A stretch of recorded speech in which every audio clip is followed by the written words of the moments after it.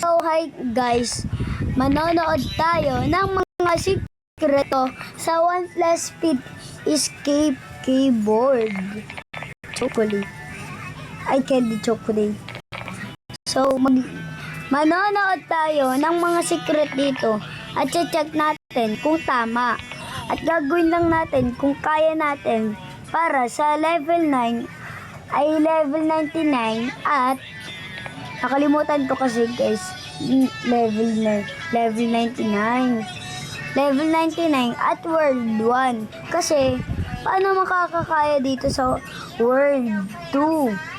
99 pa lang ako yan. Kailangan 120. So, tara, load na tayo. So, magta-type lang nga tayo dito ng secret sa OnePlus Speed. Basta, Escape Candy Chocolate Keyboard. Nakalimutan ko. Secret. Okay. Ang secret. Tapos, ayun, may nakita na ako. So, maghahanap tayo. Tapos, to level 99 and World 1.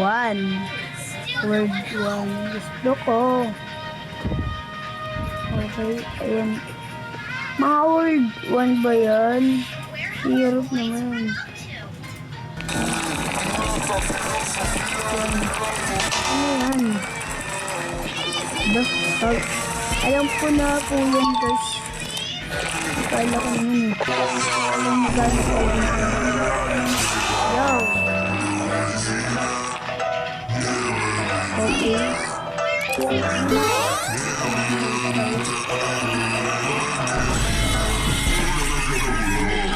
Halilip ka naman.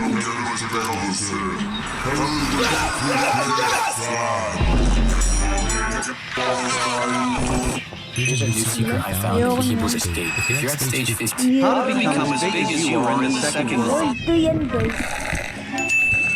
World 2.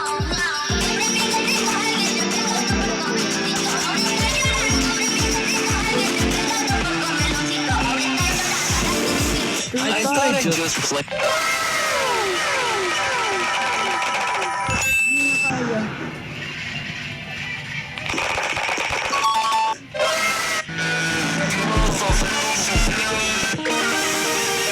Secret. Let's go!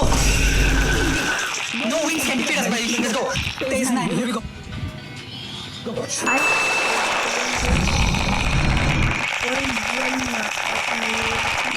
Here's how you never lose. Ang tataas ko ng mga pinipiling nila.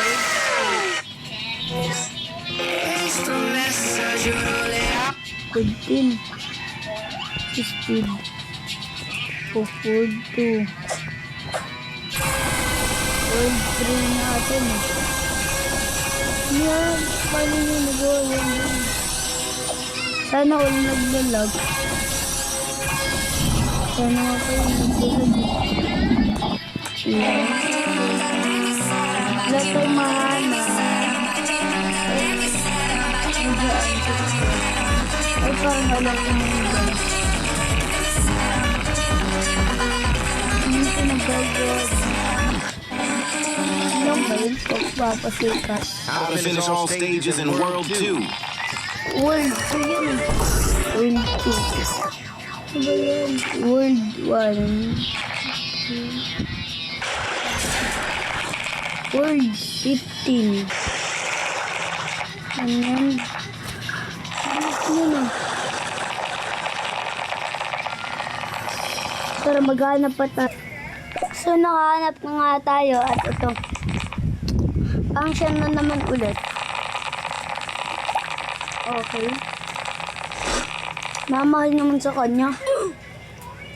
100,000 ng rainbow. Huwag kayo maniwala dyan guys. Nasa 50,000 lang yun.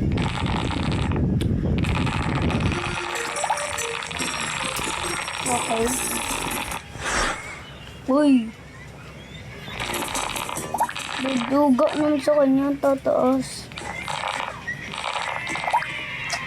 Pro secret. Stage 12 daw.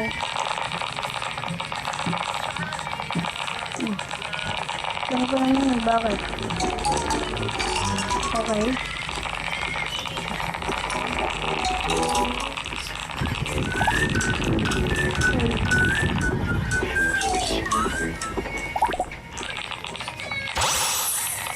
Speed.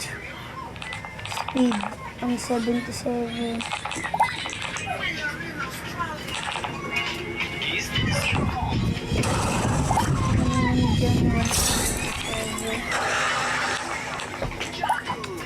Ang duga. Tignan nyo, napakaduga niyan guys. Oh, tara, tignan natin. So, nandito na nga tayo sa stage 12 at tara. Easy. Di ko na kailangan ng turo guys. So, super dali na lang. Kailangan ng super dali. Uy. Diba guys? Tapos, napanood natin, diba kailangan niya lang 177. Okay, tara. Kaya na ba? Uy. So, marunong dito guys. Wow!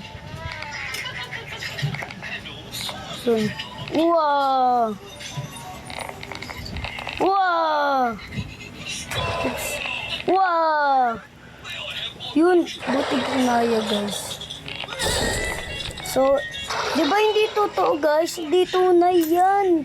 Kaya huwag kayo maniwala, 25k lang kaya niya. Kaya huwag kayo maniwala na nasa 25.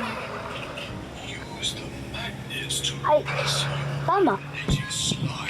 Pero huwag kayo maniwala din.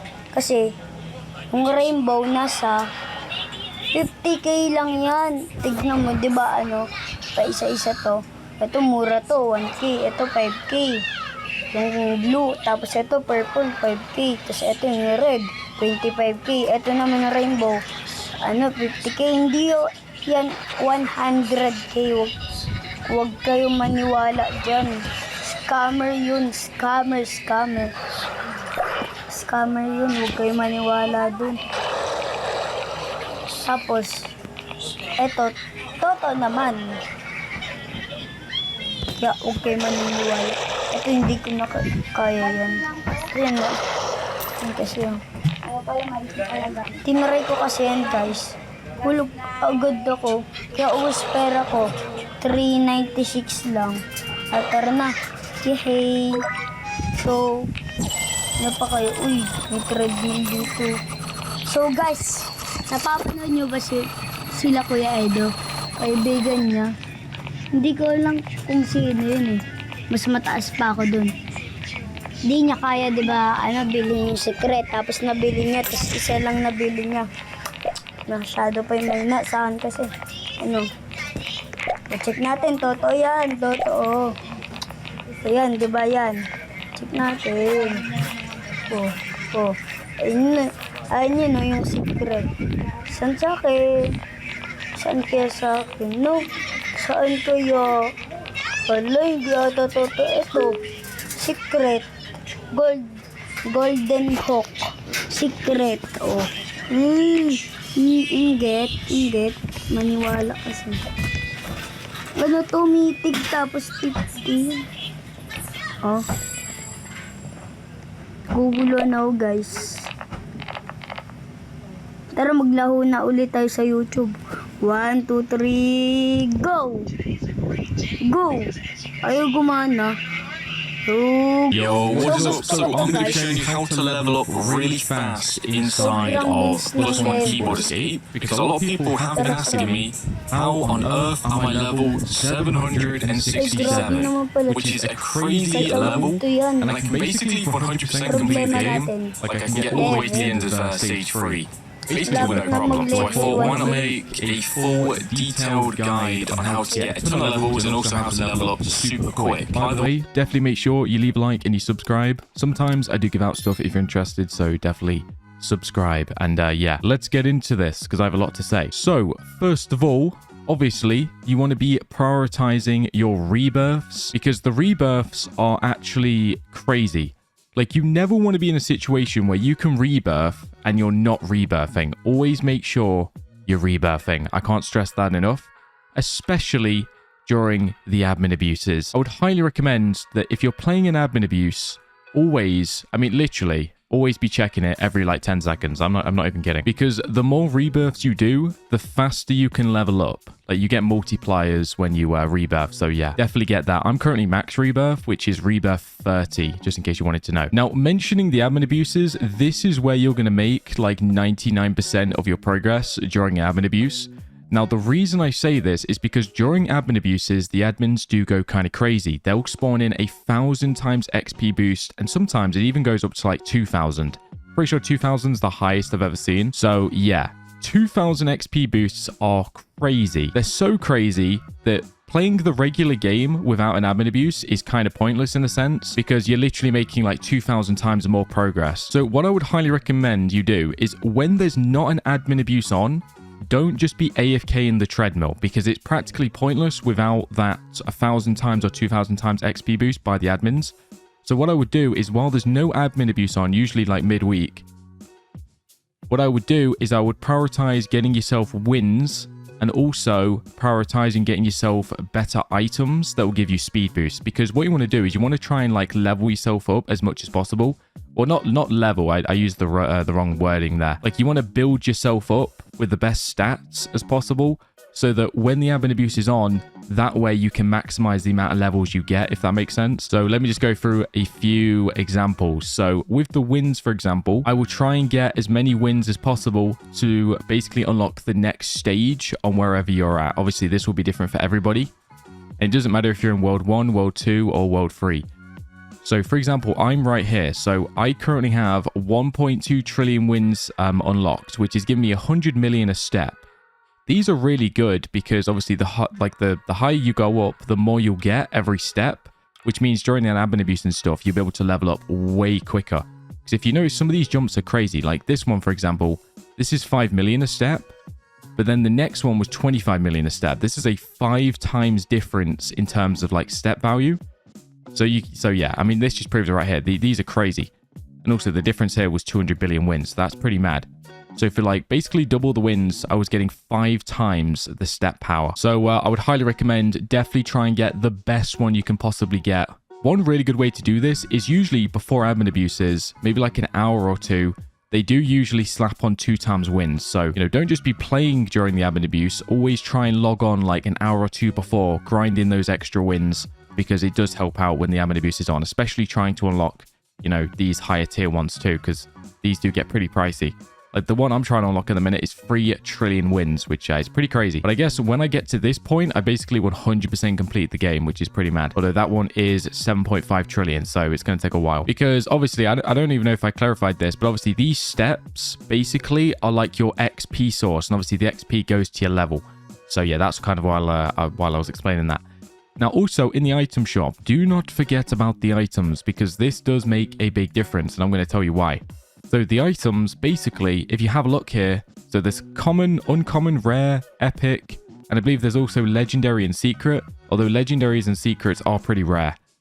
I have actually only ever seen a secret spawn in from an admin abuse. I've never actually seen one naturally spawn in myself. I don't even know if it's possible, but you can definitely get natural legendaries. Now, if I go to my inventory, I'll show you my items. As you can see, I've got quite a few secrets. I've got 7 secrets in total, and the secrets are crazy because look, 150% on these noobs and 100% on these other 2 secrets down there. Basically, you just want to try and buy the highest percentage items you can get. Obviously, the more you have on, the higher percentage you'll have, which means you'll be able to earn, well, you'll get more speed, which means obviously more speed means more XP basically, which means you can level up faster. Always be clicking the equipped best, because obviously the more you have on, the higher percentage you'll have, which means you'll be able to earn, well, you'll get more speed, which means obviously more speed means more XP basically, which means you can level up faster. Always be clicking the equipped best, because this will equip your best items and it'll put it all into, all onto your team equipped. So definitely always be spamming that button. You might as well. And also you can see like your overall speed above your level down here. So mine's 1,475% speed just from my items. So that is pretty crazy. That definitely which means you'll go faster on the obby course, which obviously is nice. Another thing you can do, by the way, if you've got some Robux spare, you can go ahead and buy one of these treadmills, I guess. So obviously this is the default one. This is the one everyone has for free. There's also a free time.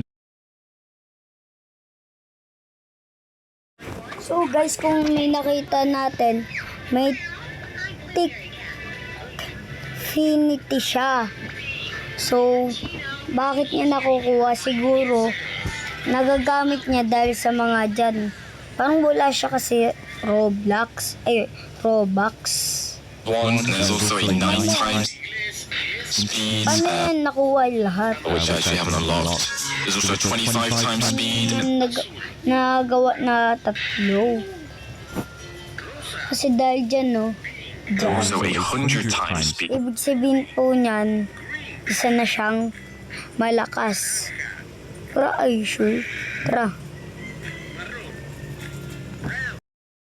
Speed. So yeah, you can go ahead and you can buy whichever treadmill you want. Obviously the admin treadmill is the best one, but it is pretty pricey. I think it's like 2,000, so it is pretty mad. Do keep in mind though is during the admin abuses, they do spawn in another admin treadmill, which is actually better than this one. Usually it's purple. Usually it spawns over here.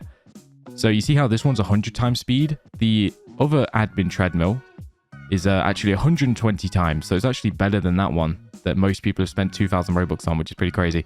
Obviously, the only difference is the one that spawns here, you can buy that if you want. Also, there's a 2 times speed, like temporary.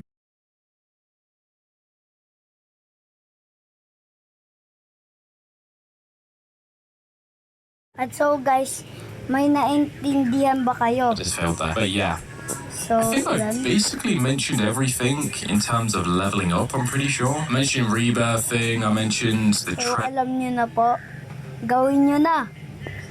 I-open nyo na yung cellphone nyo at maglaro na tayo. Tara, bye! Bye-bye!